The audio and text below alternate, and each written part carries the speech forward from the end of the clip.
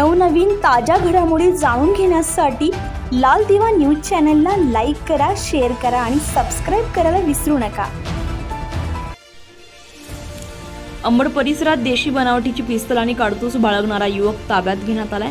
Crime branch unit क्रमांक 2 च्या पथकाने ही कामगिरी केली आहे।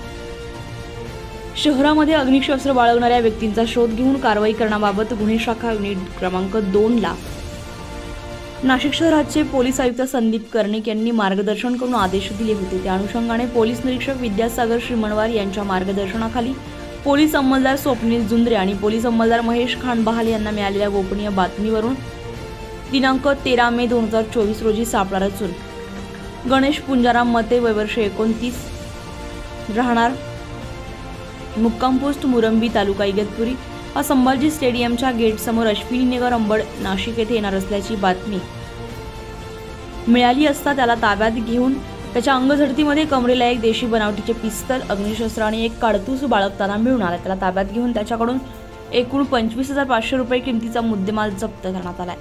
ही कामगिरी पोलीस आयुक्त संदीप कर्णिक, पोलीस उपायुक्त गुन्हे शाखेचे प्रशांत बच्छाव, सहाय्यक पोलीस आयुक्त डॉक्टर सीताराम कोल्हे यांच्या मार्गदर्शनाखाली गुन्हे शाखा युनिट क्रमांक 2 चे वरिष्ठ पोलीस निरीक्षक विद्यासागर श्रीमणवार, सहाय्यक पोलीस निरीक्षक विवेकानंद पाठक, पोलीस हवालदार मनोहर शिंदे, पोलीस हवालदार परमेश्वर दराडे, पोलीस अंमलदार स्वप्नील जुंद्रे, विशाल कुवर, समाधान वाजे, महेश खान बहाले, तेजस मते, प्रवीण वानखेडे यांनी केली आहे।